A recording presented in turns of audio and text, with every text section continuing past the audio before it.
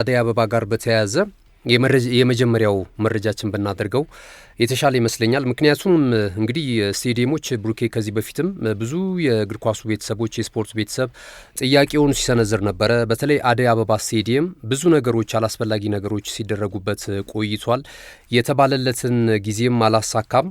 እንግዲህ በኢትዮጵያ የመጀመሪያው ትልቁ ስቴዲየም ይሆናል እስከ 60 ሺህ ተመልካቾችን ሊይዝ እንደሚችል ነበር አስቀድሞም ሲባል የነበረው ማለት ነውና እንግዲህ ስምምነቱ ጥሩ ነው። ነገር ግን እንደዚህ ግንባታዎች የተጓተቱበትን ምክንያት ደግሞ የስፖርት ቤተሰቡ እንዲያቅ ይፋ መደረግ ያለበት ይመስለኛል። የተለያዩ አመራሮች እዚህ በባህልና ስፖርት ሚኒስቴር ስር ሆነው ያልፋሉ ብዙ ጊዜ ማለት ነውና ላጠፉት ጥፋት ጥያቄ ሲጠየቁ አታይም ወይ? ደግሞ ጥፋቱን ሊያጠፋ የቻለው አካል ማን ነው? በዚህ ውስጥ የባከነው ገንዘብ ማን ነው ሊተካው የሚችለው? እንግዲህ የህዝብ ሀብት ነው እየባከነ ያለው። ብዙ ብረቶች ወጥተው ለግለሰቦች ጥቅም ሲውሉ እንደነበረ ራሱ የባህልና ስፖርት ሚኒስቴር በአንድ ወቅት ይፋ ያደረገበትን መረጃ አይተሃል። የ3 ሚሊዮን ብር ንብረት ያክል የ3 ሚሊዮን ብር ንብረት ለአንድ ድሃ ሀገር በጣም ብዙ ነገር ሊደረግበት ይችላል። ብዙ ያልተሟሉ መሰረተ ልማትና ብዙ ጥያቄዎች አለው ህዝቡ ማለት ነው። ነገር ግን ከዛ ላይ ከእንደዚህ አይነት ጉዳዮች ላይ በጣም ከሚያስጨንቁ የኑሮ ሁኔታ ላይ ቆርሶ ከሚከፍለው የግብር ገንዘብ የተሰበሰበን ገንዘብ በአግባቡ የማያውሉ ባለስልጣናት ሊጠየቁ ይገባል። ዝም ብለህ አይደለም አወራርደ የምትሄደው። እንደዚህ አይነት ነገር ስላልተለመደ ነው። እኔ የማየው እዚህ ስፖርቱ ላይ እንትን የሚለ አጽያት አይደለም ወንጀልም አይደለም፣ እንደውም ጽድቅ ይመስለኛል ሳየው። በእኛ ሀገር ኮንቴክስት ካየኸው አይጠየቁም። ይህን አይነት መጥፎ ስራዎች የሚሰሩ የስፖርት ተቋማት አመራሮች በቃ ተለምዷል። ስፖርት ምን አያስጠይቅም። ስፖርቱ ላይ የፈለከውን ብዘርፍ አያስጠይቅም። ፋይናሊ በቃ ስትወጣ ከስራ ለቀክ ነው የምትባለው እንጂ ይህንን የሚጠይቅ አካል ስርዓቱም ያለን አይመስለኝም ራሱ እንደዚህ አይነት ነገር። ለዚህም ነው እኮ አንድ መሰረታዊ ጉዳይ ባለፈው ስናነሳ ትኩረት ሊሰጥ የሚችለው ከመንግስት ቀጥተኛ ተጽዕኖ ወደ ታችኛው የስፖርት ክፍሎች ማለፍ ሲችል ነው። የሀገራችን ስቴዲየሞች ግንባታቸው ፕሮጀክቶቻቸው ሲጀመር የነበራቸው እቅዶች ስንት ነበሩ? የወቅቱ ምንዛሬ ምን ያክል ነበረ? ስቴዲየሞች ለምንድን ነው የሚጓተቱት? አንደኛው ስቴዲየም ሳይጠናቀቅ ወደ አንደኛው ስቴዲየም እድሳት ለምን ነበር የምናመረው? በየክልሎች የስቴዲየም መገንቢያ ቦታ ከተወሰዱ በኋላ ጥቂት ስራዎች ተሰርተው ያ ማለት ሳር ተተክሎ እና በሽቦ ታጥሮ ይቀመጣሉ። ያም ደግሞ የተለያዩ በዓላት ኢቨንቶች መክበሪያ እንጂ ሊጉን እንኳን ለማስኬድ በቂ ሆኖ አንመለከታቸው። ስለዚህ ይሄ ትኩረት ደግሞ መሰጠት ያለበት ከመንግስት ነው። በእግር ኳሳችን በኩል የኢትዮጵያ እግር ኳስ ችግር ከስፖርት አመራሩ በላይ ከሆነ ቆይቷል። የስፖርት አመራሮቹ በተለይ በስቴዲየም ግንባታና በሌሎች ጉዳይ ላይ እንደዚህ አይነት ቀጥተኛ ውሳኔ ከላይ ሲተላለፍ ለውጦች ይመጣሉ። አሁን ገዙ የ2029 ኢትዮጵያ የአፍሪካ ዋንጫን የማስተናገድ ፍላጎት አላት ተብሎ ሲነሳ ለኢትዮጵያ እግር ኳስ ራሱ የትንሳኤ መጀመሪያ ነው ለኔ። ለምን መሰለ ይሄን ማነሳው? ቢያንስ ሀገራችን ይሄ እድል ብታገኝ 6 ስቴዲየም መሰረታዊ 6 ስቴዲየም የመገንባት አቅም ይኖራታል። ያ ማለት የተጀመሩትን አጠናቃም ማለት ነው። ይሄንን ለማድረግ ባለፉት 70 ዓመት ይሄንን አላደረግንም በእግር ኳስ ታሪካችን። 70 ዓመት ባለፉት 70 ዓመት ደረጃውን የጠበቀ የአፍሪካ ዋንጫን የጨዋታ መርሃ ግብር ለማድረግ አይደለም ሌሎች የማጣሪያ ጨዋታዎችን ለማድረግ የኮንፌዴሬሽን ካፕና የቻምፒየንስ ሊግ የጨዋታ መርሃ ግብሮችን እንኳን ለማድረግ የሚያስችል ስቴዲየም አልገነባንም ባለፉት 7 ዓመታት። የአዲስ አበባ ስቴዲየምን ከ1931 ጀምሮ እናነሳለን። 70 ዓመት በላይ ታሪክ ያለው ስቴዲየም ነው። ከዛ መቀጠል የአበበ ቢቂላ ስታዲየም እናነሳለን። በመሃል በ10-15 ዓመት ውስጥ ደግሞ የተገነቡ የተለያዩ የክልል ስቴዲየሞችን እናነሳለን።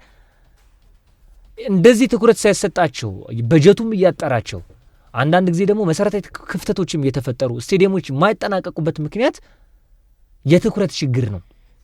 ይህንን ባሳለፍነው ጊዜያቶች የተመለከትናቸው።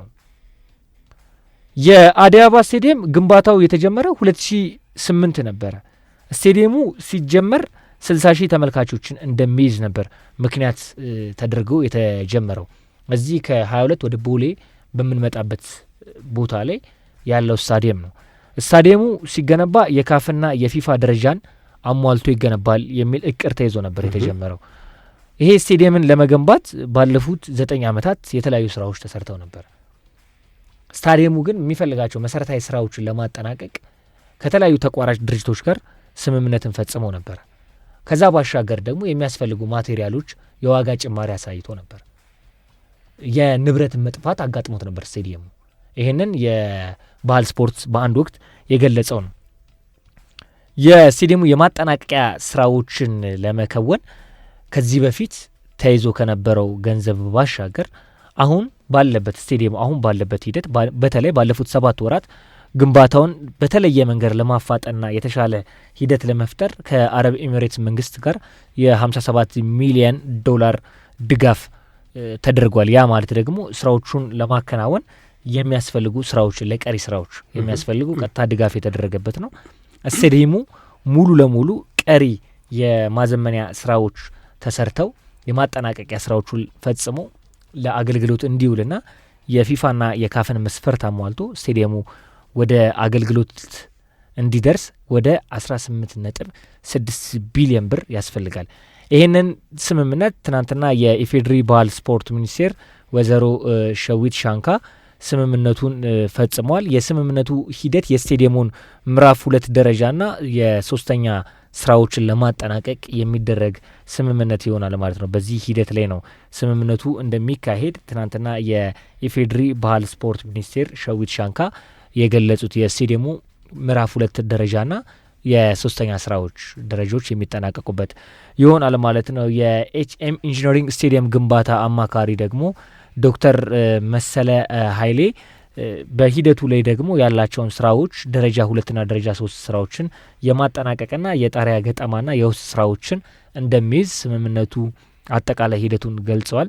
አዲስ አበባ ስቴዲየም በመጪው 2 ዓመት ጊዜ ባነሰ በተመደበለት 18.6 ቢሊዮን ብር ስቴዲየሙ ሙሉ ለሙሉ እንደሚጠናቀቅ የኢፌዴሪ ባህል ስፖርት ሚኒስቴር ያጋራው መረጃ ያመለክታል።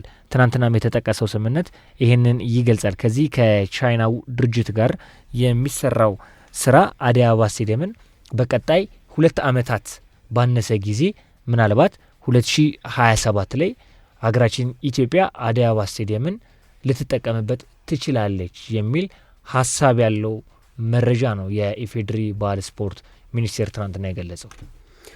አዎ እንግዲህ እንደተባለው ብዙ የእግር ኳሱ ቤተሰብ ያው ቃል የሚገቡ ነገሮች ወደ መሬት ላይ ወርዶ ስለማያይ ይህንንም ሀሳብ በጥርጣሬ እየተመለከተው ነው የሚገኘው።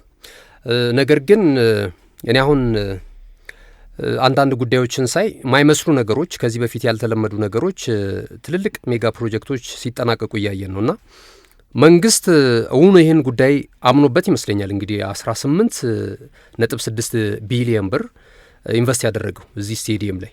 ከፊት ለፊታችን ደግሞ እንደ መንግስት የተጀመረ እንቅስቃሴ አለ። ብሩኬ ከዚህ በፊት ትልልቅ ተጫዋቾችን አምጥተው የአፍሪካ ዋንጫ የአዘጋጅነትን እድል ለማግኘት የዲፕሎማሲ ስራዎች ሲሰሩ እንደነበረ እናስታውሳለን። ትልልቅ ናይጄሪያን ተጫዋቾች መጥተዋል እዚህ እና እነሱም አንደበት ሆነው ደግሞ ኢትዮጵያ የካፍ መስራችም ስለነበረች የአፍሪካ ዋንጫ የውድድር መድረክ አዘጋጅነት ይገባታል የሚል ጫና እናሳድራለን። እዚህ ያለውን ነገር ተመልክተናል፣ ፍላጎታችሁን አይተናል። የኢትዮጵያ ሕዝብ ደግሞ በተለያየ አጋጣሚ የናይጄሪያ ብሔራዊ ቡድን ወክለን ስንመጣና ብሔራዊ ቡድኑ ስንገጥም ያላቸውን ድጋፍ እናውቃለንና እግር ኳስ ወዳጅ እንደሆናችሁ ተመልክተናል። ስለዚህ ይህንን ጥረት እናደርግላችኋለን ብሏል እና መንግስትም እንደ መንግስት ፍላጎት አለው የአፍሪካ ዋንጫ የውድድር መድረክ። እስከ ዛሬ ድረስ እንግዲህ እስከምናውቀው መረጃዎች እንዳለን ከሆነ የአፍሪካ ዋንጫን የማስተናገድ ሀገሪቱ ላይ ይህን ፍላጎት አላቸው። ይሄ ከሆነ የማይሆንበት ምክንያት አለ ብዬ አላስብም። ነግሬ ያለው እኔ ቁጥጥር ስለሌለ ነው እንጂ ማንም የማንን ገንዘብ አይበላም። ማንም እንደፈለገው ሲፈነጭበት ዝም የሚል አካል ስላለ ነው ስፖርቱ ላይ ይሄ ሁላ ገንዘብ የሚመዘበረው። የስፖርት ቤተሰቡ ዛሬም ድረስ የእግር ኳሳዊ ጥያቄዎችን እየጠየቀ ምላሽ ማያገኘው ጠያቂ አካል ስለሌለ ነው። በመንግስት ደረጃም ችል ስለሚባል ነው፣ ስለማይ ነው ዝም ነው የሚሏቸው። እንደውም እዚህ ፖለቲካው ላይ የሚንቀጨቀኝ ሰው ወስደው ስፖርት አካባቢ ነው የሚያስቀምጡት። እዛ ገነት ነው፣ ምንም ብታጠፋ ምንም የምትባለው ነገር የለም። እዛ አካባቢ ትመጣና ቁጭ ትላለ። እዛ ስልጣን ላይ ሆነ የፈለግከውን ነገር ታደርጋለህ። ስትወርድ የሚጠይቅህ የለም። እንዲህ ነው የሚጠቀሙበት። ብዙ ጊዜ ሳይ መንግስት ከፈለገ ምንም ማድረግ ይችላል። እኔ አሁን ካየናቸው በዚህ በእኛ እድሜ ካየናቸው ጉዳዮች መካከል አሁን እየሆኑም ካሉ ጉዳዮች መካከል የፈለገውን ነገር ማድረግ ይችላል ብዬ አስባለሁ። ስለዚህ አሁንም ስፖርቱ ላይ ነው፣ ስለ ስፖርት ነው የምናወራው።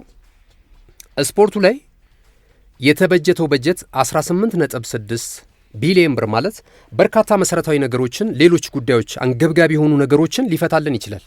እውነቴን ነው የምልህ እንደ ህዝብ ስናስበው ማለት ነው።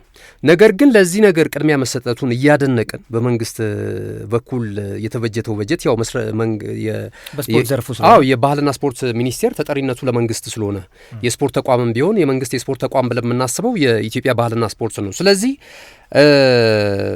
አፈጻጸሙን በደንብ መከታተል መቻል አለበት። ይሄ ጥሩ ነው። አሁን በቀደም ለታም የሰማነው ከባህር ዳር አካባቢ የባህር ዳር ኢንተርናሽናል ስቴዲየም የፊኒሽንግ ስራዎች እንደሚቀሩትና 17% ብቻ እንደሚቀሩት እንደዚሁ እየተገለጸ ነው የሚገኘው። ይሄ ትልቅ ትንሳኤ ነው። በስደት ላይ የሚገኘው የኢትዮጵያ ብሔራዊ ቡድን እኛም ብዙ ሙሉ ጥያቄ እንዳንጠይቅ የሚያደርገን ብዙ ጊዜ ብሔራዊ ቡድኑ ላይም ትችት ለማሳረፍ ወደኋላ የምንለው ከሌላ ከተጫዋቾች ጋር ልዩ ጥቅም ኖሮን አይደለም፣ ከአሰልጣኝ ጋር ልዩ ጥቅም ኖሮን አይደለም። ነገር ግን ብሔራዊ ቡድኑ በእንደዚህ አይነት ሁኔታ ላይ እያለ ሙሉ ለሙሉ ለመተቸት ይከብዳል። ጨዋታዎችን የሚያደርገው ከሜዳ ውጪ ነው። ያለንን አቅም እናውቃለን። የኢትዮጵያ ሕዝብ ደግሞ ለብሔራዊ ቡድኑ ምን ያህል አቅም እንደሆነው እናውቃለን። እዚህ ሜዳ ሲጫወት፣ እዚህ በአዲስ አበባ ስቴዲየም ይሁን ሐዋሳ ባህር ዳር ላይም ሲጫወት ምን ያህል አቅም እንደሆነው ታውቃለህ። ኳስ ደግሞ በባህሪው በደጋፊ ፊት የምታደርገውና በሜዳ የምታደርገው ጨዋታ ይሄ ምንም ግልጽ ነው። ያደጉት ሀገራቶች እንኳን ይሄን መቋቋም አይችሉም። ያደጉት ሀገራቶች ተጫዋቾች ፕሮፌሽናል ሆነህ እንኳን በሜዳ የምታደርገው ጨዋታ ብዙ አድቫንቴጅ ይሰጣል። ደጋፊ ትክክል፣ ብዙ ነገሮች ከግምት ይገባል። ለአንተ ይደግፋል፣ ለሚመጣው ቲም ደግሞ ፍራቻ ነው። ሳይኮሎጂካሊ የሚያሳድርበት ተጽዕኖ አለ። ፉትቦል ይሄ ነው በቃ። አሁን ምንም ሄደን የመጣነውና የደረስንበት ዛሬም ድረስ የማይቀየር ነገር ያየ ነው። ከሜዳ ውጭ የሚደረጉ ጨዋታዎች ለመጪው ቡድን በጣም ይከብዳሉ።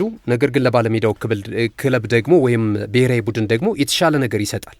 ሶ የዚህ ባህር ዳር ስቴዲየም ካለቀ አቃቂ ቃሊቲ አቃቂ እሱም እንደዛው ተጠናቋል። ኦልሬዲ ያለቀ ስቴዲየም ነው እሱ። እንደዛ ክፍት ከሆነ ለስፖርት ቤተሰቡ ይሄ አደይ አበባ በተባለለት እንግዲህ 1 ዓመት ከ6 ወር ነው 18 ወራቶች ናቸው ይፈጃል የተባለው አጠቃላይ የሁለተኛና የሶስተኛ የማጠቃለያ ስራዎች ማለት ነው።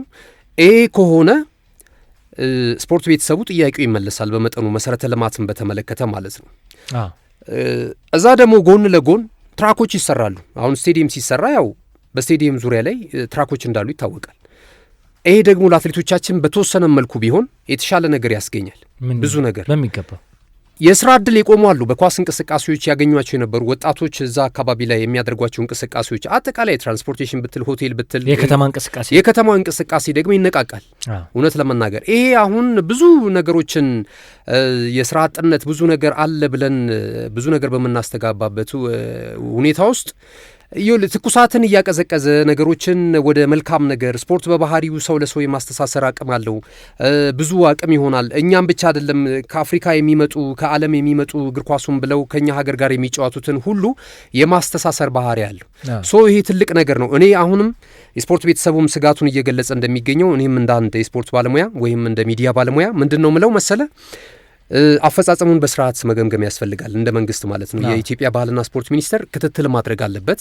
በስርዓቱ ጥራቱን ጠብቆ መገንባት አለበት። ብዙ የሀገር ሀብት ነው የፈሰሰበት። ከዚህ ቀደም የባከነውን አሁንም ሊፈስ የተዘጋጀው ገንዘብና የውል ስምምነቱ የተፈጸመለት ገንዘብ 18.6 ቢሊዮን ለአንድ ደሃ ሀገር ብዙ ነገር ሊያደርግላት ይችላል። ይሄ ነገር ከተበጀተ መንግስት የወሰደውን እርምጃ ወይም የኢትዮጵያ ባህልና ስፖርት ሚኒስቴር የወሰደውን እርምጃ ዘግይቶም ቢሆን እናደንቃለንና ክትትሉ ግን መቀጠል መቻል አለበት የሚል ሀሳብ አለኝ። ብሩክ በሚገባ ባለፈው ከቻይና ናጂንግ ከተማ የኢትዮጵያ ልዑክ ቡድን ከዓለም ከ20ኛው የዓለም የቤት ውስጥ አትሌቲክስ ሻምፒዮና ኢትዮጵያ ከአፍሪካ አንደኛ ሆና ከዓለም 3ኛ ሆና ባጠናቀቀችበት 2 ወርቅና 3 የብር ሜዳሊያ ይዛ በቤልቪው ሆቴል ላይ አትሌቶቻችንን ስንቀበል የባህል ስፖርት ሌላኛው ደግሞ ተወካይ ደግሞ በስፖርት ዘርፍ ደግሞ አቶ መኪዩ መሐመድ ያነሱት ነጥብ ምንድን ነው? በጃፓን ዓለም ሻምፒዮና ላይ ስትጓዙ አትሌቶቻችን ትራክ ላይ ልምምድ ሰርታችሁ ትጓዛላችሁ። ይህንን በመጪው ጊዜያቶች ውስጥ የምናጠናቀቀው ይሆናል የሚል ሀሳብ ሰጥቷል። አሁን በሁሉም ስፖርት ዘርፍ ተስፋ አለ ማለት ነው። አሁን ሲሆኑ መመልከት ነው። ከዚህ በኋላ ሲሆኑ መመልከት ነው የሚያስፈልገው። ነጥቦች ተነስተዋል። ከዚህ በፊት የነበሩ አሰራር ክፍተቶች ነበሩ። ለዚህ ደግሞ ትልልቅ ጉዳዮች ደግሞ ምላሽ የሚሰጠው ነጥብ መመልከት ካለብን ጉዳይ አንደኛ የኢትዮጵያ ብሔራዊ ቡድን በአመት ውስጥ ከሀገር ውጪ የሜዳ ጨዋታውን በማድረጉ የሚያወጣው ገንዘብ ገዙ እስከ 46 ሚሊዮን ብር ይጠጋል። በሜዳው ማድረግ የሚገባውን የጨዋታ መርሃ ግብር ከሜዳ ውጪ በማድረጉ እስከ 46 ሚሊዮን ብር ገደማ ወጪ ይደረጋል። በጠቅላላው ስትመታው ማለት ነው። በሴቶቹም በወንዶቹ ምናምን ያለውን ደግሞ ስትመታ ካቻምና እስከ 67 እስከ 60 ሚሊዮን ብር የሚጠቀው ኢትዮጵያ በሀገሯ ባለመጫወቷ ያወጣችው ገንዘብ ነው። ያ ማለት ግማሹ ያክል በሀገርህ ውስጥ መጠቀም የሚቻልበት ነበር፣ ለሌላ ትልልቅ ፕሮጀክቶች የሚሆን ነበር። ሌላኛው ደግሞ ከስቴዲየም ገቢ ብሔራዊ ቡድኑ ደግሞ ሲጫወት የሚገባው ገቢ ለኢትዮጵያ እግር ኳስ ፌዴሬሽን ለብሔራዊ ቡድኑ ማጠናከሪያ የሚሆን ገቢ ባለፉት 3 ዓመታት ውስጥ ኦልሞስት ዜሮ ነበር። አንድ ብቸኛ ገቢ የነበረው የኢትዮጵያ ዋንጫ ፍጻሜ ኢትዮጵያ ቡና ከወላይታ ዲቻ ሲጫወቱ 1.3 ሚሊዮን ብር በዛ የፍጻሜ ጨዋታ ላይ ገቢ ሆኖ ነበር። ስለዚህ ብሔራዊ ቡድኑ ጨዋታ ሲያደርግ የነበረው በሚሊዮኖች የሚገባው ከ1.5 እስከ 2 ሚሊዮን ብር ገቢ ይገኝ ነበር። ያ ጠፍቷል። የከተማው እንቅስቃሴ፣ የሆቴሎች ትርፍ ምናም በእግር ኳሱ አተናቸዋል ባለፉት ዓመታቶች። ስለዚህ እነዛን በየጊዜው ስትደምር የኢትዮጵያ ብሔራዊ ቡድን በ5 በ6 በ7 ዓመታት በተከታታይ ጊዜ ከሜዳው እየወጣ ቢጫወት 18.6 ቢሊዮን ብሩ በቅርብ ጊዜ የምናወጣው ገንዘብ ይሆናል። ስለዚህ ያንን የምናወጣውን እዚሁ ላይ አድርገን ትኩረታችንን እዚሁ ላይ አድርገን የውስጥ ስራዎቻችንን ከሰራን ከገነባን በአመቱ ውስጥ ከምናወጣው ገንዘብ እስከ 46 እስከ 50 ሚሊዮን ብር ብሔራዊ ቡድኑ በስደት የሚያወጣውን ብር ወደ ካዝናው የሚቀመጥ ይሆናል። ለሌላ ስፖርት ትኩረቶች ታደርጋለህ፣ ታዳጊዎች ላይ ትሰራለህ፣ ሌላ ስፖርት ትኩረት የምታደርግባቸው ጉዳዮች ላይ ዞር ትላለህ፣ ተጨማሪ ገቢ ትፈጥራለህ። ሌላ ትልቁ ነጥብ መመልከት የሚኖርብን የኢትዮጵያ እግር ኳስ ፌዴሬሽን ባለፈው ካነሳቸው ነጥቦች አንዱ የኢትዮጵያ ብሔራዊ ቡድን በሀገሩ ባለመጫወቱ ምክንያት በአመት ከ50 ሚሊዮን ብር በላይ በስፖንሰር ስምምነት ለብሔራዊ ቡድኑ ድጋፍ የሚሰጡ ተቋማት የሉም ዛሬ ላይ። ምክንያቱ ምርትና አገልግሎታቸው ሀገር ውስጥ ነው፣ ብሔራዊ ቡድኑ ያለው ከሀገር ውጭ ነው። ስለዚህ ማርኬቱ ዴሊቨር እንዲሆን የምትፈልግበት ቦታ ላይ የለም ሰው። ስለዚህ እንደዚህ አይነት ግዙፍና ትልልቅ ተቋማት ከየት ወጥተዋል ማለት ነው? የኢትዮጵያ ብሔራዊ ቡድንን ከማገዝ ከመደገፍ ወጥተዋል ማለት ነው። ያ በገንዘብ ስትመታው ከ50 ምናምን ሚሊዮን ብር በላይ ይሆናል። ከሰጥቶ መቀበል ጋር የተያያዘ ማርኬት ነው። የጽድቅ ስራ እኮ አይደለም። ገብቷል? ማርኬት ነው። ሰርተህ መተህ አገልግሎትን የምትሰጠው ስፖርቱ እነማን ናቸው? አንተም ፕሮዳክትን ፕሮሞት ያደርጉልሃል። ይሄንን አጥቷል። ይሄ ከበጀት ላይ ከአመቱ በጀት ላይ ከምትመደበው በጀት ላይ 50 ሚሊዮን ብር እንደማጣት ነው። 50 ሚሊዮኑን ትቀንሳለህ፣ የስቴዲየምን ገቢ ትቀንሳለህ። ከዛ ውጪ ከሌላ በጀት ላይ በእዳ ደግሞ ከቀጣይ አመት ከምትመደበው በጀት ላይ ወዴት ትሄዳለህ ማለት ነው? ከሀገር ውጪ ጨዋታዎችን በመጫወት ወጪን ታውጣለህ። ከዛ ውጪ ብሔራዊ ቡድኑ ሀገር ውስጥ በሚጫወትበት ወቅት ላይ በስቴዲየም ዙሪያ ላይ የሚሆን የአድቨርታይዚንግ ስራዎች በየጨዋታው ገቢ ያገኙ ነበር። የቦርድ ይሰቀላል በየአካባቢው ስክሪን ላይ ራሱ ይሄዳል። እሱ በጨዋታ ከ5 እስከ 6 ሚሊዮን ብር ገቢ ያስገኝ ነበር። እሱ ገንዘብ ጠፍቷል፣ የለም። ትልልቅ ጨዋታዎች አሁን የግብፁ ጨዋታ እስከ 70,000 የአሜሪካ ዶላር ነው አይደል የተሸጠው። ያማት በኢትዮጵያ ስትመታው ወደ 6 ሚሊዮን ብር ገደማ አካባቢ ነው። ያም ለተወሰኑ አኮሞዴሽኖች ከቨር ልታደርገው የምትችል ነው። እንደዚህ አይነት የጨዋታ መርሃ ግብር በሀገር ስታደርገው ደጋፊ ማግኘት ውጤትም አተህ እኮ ነው። አሁን እነዚህ አሁን ተያያዥ ጉዳዮች ነው የምታነሳልኝ አንተ። ገዙ ውጤት ማጣቱን ብቻ አይደለም አንዳንድ በዲፕሎማሲ ስራ የተሰሩት አሉ። በእርግጥ የሜዳ ወጪዎች ከቨር የተደረገው በሞሮኮ ሮያል ፌዴሬሽን የተሸፈኑ አሉ። በመልካም ዲፕሎማሲ ስራዎች ኢትዮጵያ እግር ኳስ ፌዴሬሽን ከሞሮኮ ሮያል ፌዴሬሽን ጋር የሰራቸው ስራዎች አሉ። ብሔራዊ ቡድኑ ከዚህ የበለጠ በወጪ እንዳይዳረግ ግን ትራንስፖርት፣ ሆቴል፣ አኮሞዴሽን፣ ልምምድ መስሪያ ቦታ፣ ስታዲየም ወጪ እነዚህን ጨምረ የምታወጣቸው እንደ ኪሳራ ነው የምትመደባቸው። አየ በሀገር ውስጥ ግን ብታደርግ ጨዋታውን ሸጠኸው በትልቅ ቀጥታ ስርጭት ላይ ገብቷል ከሚተላለፉበት ሜንስትሪም ባሻገር ማለት ነው። ፊፋም ከሚያስተላልፈው ውድድሩን ባሻገር ከፊፋ ፕላስ ባሻገር ደጋፊ አግኝተህበት ውጤት አግኝተህበት የነገ ተስፈኛ ታዳጊዎችን 20-30 ከትምህርት ቤት መልመለህ ስቴዲየም ውስጥ በማስገባት ጨዋታውን ጋብዛቸው ሞራል ተስፋ ስንቅ እንዲያደርጉ በእግር ኳስ ውስጥ ለውጥ እንዲያመጡ የምታስመለከቱበትን እድል አሳጥተህ ያ ሁሉ ነገር ጠፍቶ በሚሊዮኖች አውጥተህ ውጤትም አጥተህ ተሸንፈው ወደ ሀገር ትመጣል። ይሄን ሁሉ ሊያስቀርልን የሚችለው ነገር ሀገራችን ውስጥ ስቴዲየም ሲገነባ ነው። ስለዚህ የኢፌዴሪ ባህል ስፖርት ትናንትና 18.6 ቢሊዮን ብር የተመደበበት ስቴዲየም እንዲጠናቀቅ የስፖርት ቤተሰቡ ፍላጎት ነው። አሁን በዚህ ስቴዲየም ተጠናቀቀ ከሚለው ቃል ባሻገር ምክንያት መስማት አይፈልግም ህዝቡ። ስለዚህ ስቴዲየሙ እንዲጠናቀቅ ደግሞ የሚያስፈልጉ ስራዎች ከፐርሰንት ባሻገር ተጠናቆ ህዝቡ ማየት ይፈልጋል። ከ2008 እስከ 2017 ስቴዲየሙ አልተጠናቀቀም። አሁን ህዝቡ ተስፋ አድርጓል። ስፖርት ቤተሰቡ ያምናል እንደሚሆን፣ ሆኖም መመልከት ይፈልጋል።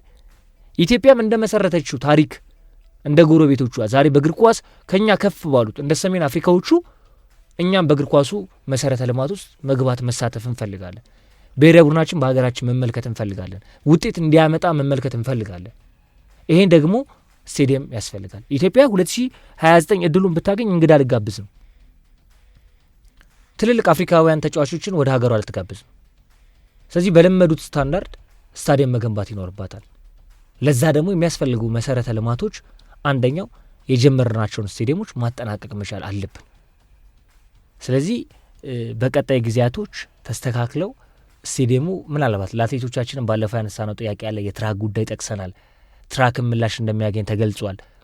የስቴዲየም ጉዳዮች አሉ። 3-4 ስቴዲየም አዲስ አበባ ላይ ጠቅሰናል። ሌሎች የክልል ስታዲየሞችን ጠቅሰናል። እነዚህ ሁሉ ምላሽ አግኝተው ቢያንስ ከ2028 በፊት የሚጠናቀቁ ይሆናል። የዚህ መሰረተ ልማት ሂደት ነው ስቴዲየሙ ያለበት ወቅታዊ ሁኔታ ነው በግምገማ 2029 የሚያሰጥ ገብቷል። እዚህ ደርሻለሁ፣ ይሄን ደግሞ በዚህ ጨርሳለሁ። ኦኬ እዚህ ከድረስ ቀጣይ ስራዎቹን ለመጨረስ ይችን ያክል በጀት ይሄን ያክል ጊዜ ይፈጃል። ስለዚህ ኢትዮጵያ 2029 ለማዘጋጀት በቂ ናት ተብሎ ውድድሩ ልኛ ሊሰጠን የሚችለው እንድናዘጋጅ። ስለዚህ የሚጠበቅብን መሰረታዊ ስራዎችን ቢያንስ ከማጠናቀቅ በፊት ለማገባደድ የሚሆኑ ስራዎችን ስናሳይ ስቴዲየሞቻችንን ዛሬ ከጎበኙበት ለ46ኛው መደበኛ ጠቅላላ ጉባኤ ሲመጡ ከተመለከቱት በቀጣይ ደግሞ ከ27 በፊት ደግሞ የተወሰኑ ስራዎችን ስናሳይ በእርግጠኝነት ነው የምናገር ገዙ በዚህ ቁርጠኝነት ከተካሄደ 2029 ማዘጋጀት እንችላለን። የዚህ ውጤት ቀጥታ የሀገራችን እግር ኳስ ለውጥ ትንሳኤ ይሆናል። ፕሪሚየር ሊጉ የሚደምቅበት እድል ያመጣል። እግር ኳሱ ከወጪ ወደ ገቢ ይመጣል፣ ከፍ ይላል። ዛሬ የራቁ የሚገኙት በቀጥታ ስርጭት ትልልቅ ተቋማት ነገ በብዙ መንገድ በብዙ በጀት ፕሪሚየር ሊጉ ከዚህ በተሻለ መንገድ ሊሸጥ ይችላል። ይዞ የሚመጣው ጥቅም ከእግር ኳስ አንጻር ብዙ ነው። ትክክል ነው። በጣም አሪፍ ነጥቦችን አንስተሃል ብሩኬ። እኔ አሁን ስትራክቸርም በደንብ አርግቶ መጠናከር መዘርጋት አለበት፣ ወደ ትግበራ መገባት መቻል አለበት። ማለት ስቴዲየሙን የሚያስተዳድረው አካል ደግሞ ክትትል ማድረግ መቻል አለበት። እንደምታውቀው ነው እንግዲህ ስቴዲየሞች ይገነባሉ፣ ከዛ በኋላ ክትትል የለም። ሰራተኞች የራሳቸው የሚላቸው ሰራተኞች የሉም የስቴዲየሙ። በየጊዜው ደግሞ ስቴዲየም አገልግሎት ከሰጠ ሰራተኞች ያስፈልጉታል በየዘርፉ ማለት ነው። ይህ አይነት ነገር ስርዓት ራሱ አለን ወይ የሚለው ነገር በጣም አጠያያቂ ነው፣ በሌሎች ስቴዲየሞች ላይም ስለምንመለከት ማለት ነው። በእርግጥ አሁን አዳዲስ አመራሮች ናቸው የመጡት፣ ከዚህ ቀደም የነበሩት አልነበሩም። አሁን የመጡት የባህልና ስፖርት ሚኒስትሯ ወይዘሮ ሸዊት ሻንካ አሉ። እንደገና ደግሞ የስፖርት ዘርፍ ኃላፊው እንደዚሁ ሚኒስትር ዴታው አቶ መኪዩ መሐመድ አሉ። እሳቸውም በቅርብ የመጡ ናቸው ስፖርቱ ላይ ማለት ነው። እና ይሄ ትልቅ ተቋም ነው፣ ባህሉንና ስፖርቱን አጣምሮ የያዘ ነው። በሚኒስትር ደረጃ ለመንግስት በጣም ቅርብ የሆነ ተቋም ነው ብዬ አስባለሁኝ። እና እንደ ጅምር እየሰሩ ያሉ ስራዎች የሚበረታቱ ናቸው። እንደዚህ አይነት ደግሞ ሜጋ ፕሮጀክቶችን ለማጠናቀቅ ኮሚትመንቱ ካላቸው በጣም አሪፍ ነው። አይተናል ጅምሩን። በቀጣይ ግን መሬት ላይ ወርዶ እንመለከታለን። ምክንያቱም ይኸውልህ በዓለም አቀፍ ደረጃ ራሱ ካሰብከው ኢትዮጵያ አንደኛ አቀማመጧ በጣም የሚገርም ነው፣ ለስፖርተኞች የምትሆን ሀገር ናት። እኛ አሁን ስቴዲየሞቻችንን አደይ አበባ ተገንብቶ አቃቂ ቃሊቲ በደንብ አርግቶ ተገንብቶ ካለቀ በኋላ አዲስ አበባ ስቴዲየምም እንደዚሁ አገልግሎት መስጠት ከጀመረ ብሩኬ ኢትዮጵያ የአፍሪካ መዲና ናት። የኢትዮጵያ የራሷ መዲና ናት አዲስ አበባ በተለይ ማለት ነው። በዓለም ላይ ከሚታወቁ አየር መንገዶች መካከል አንደኛው የኢትዮጵያ ኤርላይንስ እንደሆነ ይታወቃል። እና ሌሎችም እኮ ሀገራቶች እዚህ መጥተው እኮ ለመዘጋጀት በጣም አመቺ ነው አዲስ አበባ ማለት ነው። ይኸው ይሄዱ የለ እንዴ አርሰናል ምናምን እኮ እነ ማንቸስተር ዩናይትድ ወደ ሌሎች ሀገራቶች ሄዱ። ደቡብ አፍሪካ እኮ መጥተው ይዘጋጃሉ። ደቡብ አፍሪካ እኮ መጥተው ተዘጋጅቶ የሚያውቁበት አጋጣሚ አለ። ትልልቅ ክለቦች ማለት ነው በዓለማችን ላይ የሆቴል ሁኔታዎችን እንትን ካልክ መሰረተ ልማቶችን ካዘጋጀ ጥሩ ስቴዲየም ካለ እንደዚህ አይነት ነገር የውጭ ምንዛሪ የምታገኝበት አጋጣሚ ይፈጠራል። የወዳጅነት ጨዋታ ልክ እኛ ሞሮኮ ሄደን ተከራይተን እንደምንጫወተው ሞሮኮ ሄደን ገንዘባችንን አውጥተን እንደምንጫወተው ሌላ ሀገር እንደምንከራየው እኮ ሌሎችም የአፍሪካ ሀገራቶች እኮ ወደ ኢትዮጵያ መጥተው የኢትዮጵያን ስቴዲየም ተከራይተው የሆቴል ከፍለው የትራንስፖርቴሽን ብዙ ነገሮችን ጥቅም የሚያገኙበትን አጋጣሚ መፍጠር ይቻላል። አትሌቶች የኢትዮጵያ እኮ የአትሌቶች ሀገር ናት። ሌሎች ትልልቅ ሀገራት መልክዓ ምድሩ እንደምታውቀው ነው እንግዲህ ለአትሌቶቻችን የቱ ጋም ብትሄድ ከሌላ ሀገር መልክዓ ምድር ጋር የሚወዳደር አይደለም የኢትዮጵያ መልክዓ ምድር። በተለይ ደግሞ ለሩጫው ራሳቸው ሯጮቹ ይነግሩሃል ያለውን ተስማሚነት ማለት ነው። ትልልቅ አትሌቶች እኮ እዚህ መጥተው ቢዘጋጁ ለሆቴል የሚያወጡት ወጪ አለ። ብዙ ዶላሮችን ታገኛለህ እኮ ከትራንስፖርቴሽን ጋር በተያያዘ ብዙ ነገሮችን ሰርቪሶች መስጠት ትችላለህ። እና እንደ ሀገርም ካሰብከው የስፖርት ቱሪዝምን ከማስፋፋትም አንጻር ብዙ ነገሮችን ልንሰራበት እንችላለን። አልሰራንበትም። ገንዘቡ ይወጣል፣ ቁጥጥር የለም፣ የስፖርት ቤተሰቡ ይጮዋል፣ ውጤት የለም፣ መሰረተ ልማት የለም። እነዚህ ነገሮች አሁን የተጀመሩት ነገሮች ጥሩ ናቸው ብለን እያደነቅን ነገር ግን በብዛት መሬት ላይ ወርደው ማሰብ አለብን፣ መንቃት አለብን። የማይሰራ ሰው ማስወገድ አለብን። ሁልጊዜ እንዴት ነው ስፖርትን ብቻ እንትን ብለህ ማብረጃ የምታደርገው? ለምንድን ነው የሌላ ነገር ማብረጃ ለምታደርገው? አትጠቀምበትም እንዴ? የሚመጣው ሰው ከሰራ ማበረታታት ነው። የማይሰራ ሰው ደግሞ ወደዛ ማባረር ነው። አያስፈልግም። የሚወጣው ገንዘብ ሌላ፣ እየተሰራ ያለው ስራ በጣም የቁልቁለት ሁልጊዜ በየአመቱ የስፖርት ቤተሰቡን የሚያሸማቅቅ ታዳጊዎች እንዲመጡ የማይጋብዝ እና በሌላ ሙያ ላይ ያሉ ሰዎችን ጭራሽ ተስፋ የሚያስቆርጥ ምን ነው እዛ የስፖርት ሴክተር ላይ ገብቼ በሰራውኝ ማልጠየቅበት ቦታ ላይ እስከ ማማረር ድረስ ክለቦችን የሚመሩ ግለሰቦች እንደዚህ አይደል እንደሚያደርጉት? 200 ሚሊዮን ብር የሚበጀትለትን በጀት ተቋም ንገረኝ እስኪ ከእግር ኳስ ክለብ ውጪ ለስፖርት ተብሎ የሚመደብለትን ፌዴሬሽን ንገረኝ እስኪ። የለም እኮ ለእግር ኳስ እኮ ነው። አንድ ከተማ አስተዳደር ምንም የሌለው የነጣ ቢሆን 200 ሚሊዮን ብር 150 ሚሊዮን ብር ይመድባል፣ ለአንድ ከተማ ክለብ ይመድባል። ውጤት ግን ምን አመጣ ስትል ምንም የለም እዛ ከተማ ላይ ማለት ነው። ብዙ መሰረተ ልማቶች እየታጠፉ ሁልጊዜ እንደምትለው ማለት ነው አንተ። እነዚህ መስዋዕትነት ከከፈልን ተጠያቂ የሚሆኑበት አመራሮቹ መስመር ማበጀት መቻል አለብን። እንደዛ ሲሆን ስትራክቸሩ ቀጥ ብሎ ሲሄድ ተጠያቂነት ይኖራል። ሁሉም ሰው ላጠፋው ነገር ይጠየቅበታል፣ ለሰራው ነገር ደግሞ ይመሰገንበታል። እንደዛ ካልሆነ ስፖርታችን ሊያድግ የሚችል አይመስለኝም በሚገባ። ከዛ ባሻገር የመጨረሻ አንድ ሀሳብ በዚህ ርዕስ ላይ ለመጠቆም 2027 ላይ ኬንያ፣ ታንዛኒያ፣ ኡጋንዳ በጋራ የአፍሪካ ዋንጫን ያስተናግዳሉ። 2025 ላይ ሞሮኮ አስተናጋጅ እንደሆነች ይታወቃል። የኢትዮጵያ አስተናጋጅነት ወዳለፈው ታሪካችን ስንመለስ የአፍሪካ እግር ኳስ ታሪክ 1957 ላይ ነው ጅማሮን የሚያደርገው። ኢትዮጵያ በታሪኳ 1962 ና 1968ን የምናነሳው ታሪክ ነው። እዚህ ጋር ነው የቆም ነው እኛ። ከዛ በኋላ 1976 እናነሳለን። ተመልከት ገጹ 1976 1962 ከዛ በመቀጠል ደግሞ 1968 ይሺ እዚህ ጋር ነው ኢትዮጵያ የቆመችው። ከዛ በኋላ ከኛ እግር ኳስ ምክንያት ተመልክተው በአፍሪካ ውስጥ ነጻነታቸውን ያወጁ ቀስ በቀስ ወደ እግር ኳሱ የተመለሱ ሀገራቶች መጥተዋል። በተለይ ደግሞ ሰሜኖቹ በተከታታይ ጥሩ የማዘጋጀት ሂደትና ጥሩ ውጤት አምጥቷል። እነ ሞሮኮ፣ እነ ቱኒዚያ፣ እነ አልጄሪያን መመልከት እንችላለን። እነ ቡርኪና ፋሶ እኮ በአፍሪካ ዋንጫ እኮ ከኛ በኋላ እኮ የተሻለ ታሪኮችን እኮ እያስመዘገቡ መጥተዋል። ገብተዋል። ዛሬ ላይ ልንደርስባቸው አንችልም ብለን ላይ የሰቀልናቸው ሀገራቶች አሉ። አሁን ኬንያ፣ ታንዛኒያ፣ ኡጋንዳ ምስራቅ አፍሪካ ላይ 2027 ካዘጋጁ ኢትዮጵያ 2029 ለማዘጋጀት ማሰቧ ትክክል ነው ማለት ነው። ያንን ደግሞ ስናስብ የሚያስፈልጉ ስራዎችን ቀድመን ካጠናቀቅን እንደዚህ አይነት ሜጋ ፕሮጀክቶችን ቶሎ ብለን መጨረስ የምንችል ከሆነ የኢትዮጵያ ታሪክ ከ1976 በኋላ በአፍሪካ እግር ኳስ ውስጥ እንደ አዲስ አቧራውን ልሰን ጠርገን አራግፈን ወደ መሰረትንበት የኛው ወደ ሆነው ወደ አፍሪካ እግር ኳስ ፊታችን የምንመልስበት ትልቅ እድል ይሆናል። ይሄ ሊበረታታ የሚገባ ስራ ነው። እንደሚሳካ እምነት ይኖረናል። ከዚህ ባሻገር በመሀል ፕሮጀክቱ ምን ላይ እንደደረሰ ደግሞ በስፍራው እየተገኘን ለአድማጮቻችን የምናጋራ ይሆናል። ገዙ በዚህ ርዕስ ላይ አሪፍ። እንግዲህ በሁለተኛው ምዕራፍ ስንመለስ ደግሞ የኢትዮጵያ እግር ኳስ ፌዴሬሽን እንግዲህ ይግባኝ ሰሚ ኮሚቴ ያስተላለፈው ውሳኔ አለ። ሊክሼር ካምፓኒው የወሰነው ውሳኔ አስቀድሞ የስነ ምግባር ጥሰት ወይም ደግሞ የዚህ የፋይናንሻል ፌር ፕሌውን ሕግ ጥሷል ባላቸው ክለቦችና ተጫዋቾች ላይ የወሰነው ውሳኔ እንዲጸና አድርጓልና ይግባኙን ውድቅ ማድረጉን እንደዚሁ ይፋ አድርጓል የኢትዮጵያ እግር ኳስ ፌዴሬሽን። ስለዚህ እሱን መረጃ የተመለከቱትን አንዳንድ ጉዳዮች ከትርታ ስፖርት አንግል የምንመለከት ነው የሚሆነው።